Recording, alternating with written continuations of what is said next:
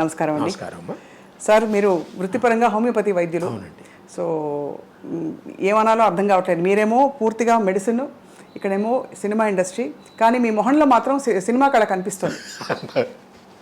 అంటే మీకు ఎక్కడో అభిరుచులు అవన్నీ ఉన్నాయని అర్థంతో పాటు తిరిగామండి బాగాను సినిమా షూటింగ్లకి వాటికి. అందువల్ల అందరితో పరిచయాలు ఉన్నాయి. అందుకనే మొన్న మెడ్రాస్లో అంత ధైర్యంగా నేను చేయగలిగాను. పెద్ద పెద్ద వాళ్ళని పిలిచి అమ్మ పేరు మీద వచ్చారంటే మీరు ఆలోచించండి. ఆవిడకు ఉండే పేరు, ఆవిడ వల్ల తిరిగిన. ఇప్పుడు రాజశ్రీ గారు వచ్చారు సినిమా ఫీల్డ్లో, తర్వాత జయచిత్ర గారు వచ్చారు, తర్వాత వచ్చి విశ్వనాథ రెడ్డి గారు వచ్చారు, నాగిరెడ్డి గారు అబ్బాయి ఆయన వచ్చాడు, ఆదిశేషయ్య గారు వచ్చారు. అట్లా చాలామందిని పిలిస్తే వెంటనే ఒప్పుకుని వచ్చారు. దానికి నిజంగా అమ్మాయి 90% అమ్మాయి.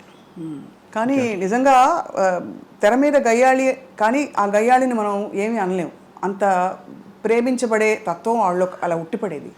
ఒకటమ్మా, మా అమ్మ గురించి సినిమా స్టార్టింగ్లో ప్రేక్షకులుగా మీరందరూ తిట్టేవారు, కానీ సినిమా ఎండింగ్లో మీరందరూ మెచ్చుకునేవారు. ఆ సినిమాకి అక్కడే -+ జరిగిపోతుంది. పైగా మీరు గయ్యాళి అని చాలాసార్లు అన్నారు. అది నాకు నచ్చదు. మా అమ్మ గయ్యాళి కాదు. అవునా? మీ లెక్కలో గయ్యాళి. అవునా? మా లెక్కలో అనురాగ దేవత. మమ్మల్ని చక్కగా చూసుకుంది. నా భార్యను సొంత కూతురులా చూసుకునేది. ఇంట్లో తనే వండేది. మాకు వంట మనిషి ఉంది. ఏదైనా వంట మనిషి చేయాలి. పైపే మెరుగులే, తను చేసినా పైపే మెరుగులే. లాస్ట్లో గరిటి పట్టడమే తప్పేటి చేయలేదు. మా అమ్మ కూర్చొని చేసేది. ఆవిడకి హాబీ అది. చేపల పెంపకము, కుక్కల పెంపకము, వంట ఖాళీ ఉందంటే వంట చేసేది. పైగా వంట చేసి ఇతరులకు పెట్టాలనే ఉంది. ఆ ఇది ఉంది చూసారా, నాకు తెలిసి ఎవరికి లేదు. ఇప్పుడు ఎవరికైనా మనం బయట నుంచి కొనుక్కోవడమో లేదంటే ఎవరి చేత చేయించడమో అలా పెడతాం మనం. కానీ ఆవిడ తను చేసి పెట్టాలనే కోరికతో తను కూర్చొని చేసేది. ఏమేమి వంటకాలు చేసేవారు సార్? ఆవిడ ట్రెడిషనల్ వంటకాలే. పులిహార మెయిన్.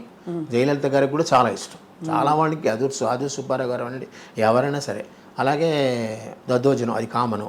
తర్వాత ఉల్లిపాయ పులుసులు బాగా చేస్తుంది ఆవిడ. చిన్న ఉల్లిపాయలు వేస్తారు దాంతో. అది 4-5 రోజులు నిల్వ ఉంటుంది. అలాగే మనకి ఆనపకాయ అంటాం చూస్తారు. ఆనపకాయని పొడిచి పొడిచి పొడిచి పొడిచి ముక్కలు చేస్తుంది ఆవిడ. ఆ ముక్కలు చూడడానికి మీకు చేప ముక్కలా ఉంటాయి. పెద్ద ముక్కలు. ఆ పెద్ద ముక్కలు చేసి చేప ముక్కల్లా ఉంటాయి. అది ఆవిడే ఈ చేప ముక్క తినండి అంటుంది. అది ఫేమస్. ఇలాగ చాలా రకరకాలు ఈ చక్రబాణాలు అంటాను సార్. ఇవన్నీ ఆ పాతకాలంలో ఉండే పేర్లు ఇవన్నీ. అవే ఆవిడ చేసేది, అవే పెట్టేది అందరికీ. ఆవిడికి ఆ చివరి దశ వచ్చేటప్పటికి బయట నుంచి కూల్ డ్రింక్స్ కొంటామే చేసింది. కానీ మజ్జిగానే ఇంట్లో తయారు చేయాల్సింది గంగాళంతో. చిన్నగా ఇంత గిన్నె ఉంటుందో గిన్నెలో తయారు చేసి పెట్టే. ఎవరు వచ్చినా మజ్జిగ ఇవ్వడం. పూర్తిగా అమ్మ మనసే అయితే. అంతే, అమ్మ మనసే. ఎవ్వరితో పెద్దగా అనవసరంగా కోపం తెచ్చుకోవడం లేదు. అందరినీ నాయన అని పిలుస్తుంది. పైగా ప్రతి వాళ్ళు ఆవిడ చిన్నతనం, నా చిన్నతనాన్ని చూసాను ఆవిడని అమ్మ, అందరూ అమ్మ అనే పిలుస్తారు. ఇంకోటి అక్క, లేకపోతే ఆ గుండమ్మ కథ వచ్చినప్పటి నుంచి గుండక్క గుండక్క గుండక్క ఫేమస్ అయిపోయింది. అందరూ అమ్మానే పిలుస్తారు ఆవిడ. ఒక్క భానుమతి గారు మటుకు సూర్యం అని పిలుస్తారు. సూర్యం అని పిలుస్తారు చిన్నప్పటి నుంచి. అలాగే కొంతమంది పాతకాలపు వాళ్ళు ఉన్నారు. షావుకార్ జానకి గారు అవరండి, నాగేశ్వరరావు గారు అవరండి, వీళ్ళందరూ. ఎందుకంటే ఆవిడ మొగరాయిళ్ళ ఉండేది అని తత్వం వాళ్ళలో ఉందన్నమాట. షావుకార్ జానకి అంజలిదేవి గారు అమ్మానే పిలుస్తారు. శారద గారు అమ్మనే పిలుస్తారు.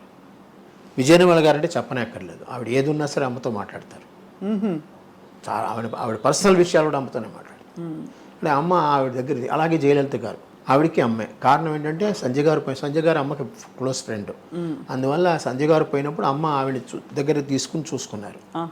దాంతో ఆ యొక్క అభిమానం ఆవిడకి చివరి వరకు ఉంది.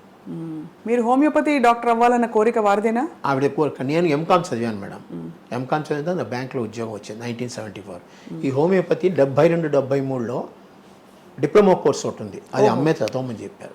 ఇప్పుడు డాక్టర్ గాలి బాలసుందరరావు గారిని ఉండేవారు, చంద్రమోహన్ వాళ్ళ మామగారు.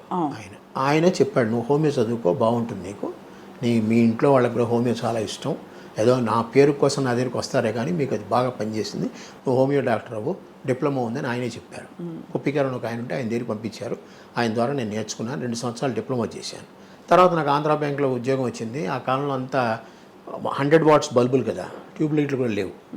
నేను చెప్పే 72, 73లో ఆ వేడిలో ఫ్యాన్ వేసుకోకుండా పొట్లాలు కట్టాలంటే నా వల్ల కాదు. అందుకని మూట కట్టి పటకమే వారేశాను. బ్యాంకులో జాయిన్ అయ్యాను.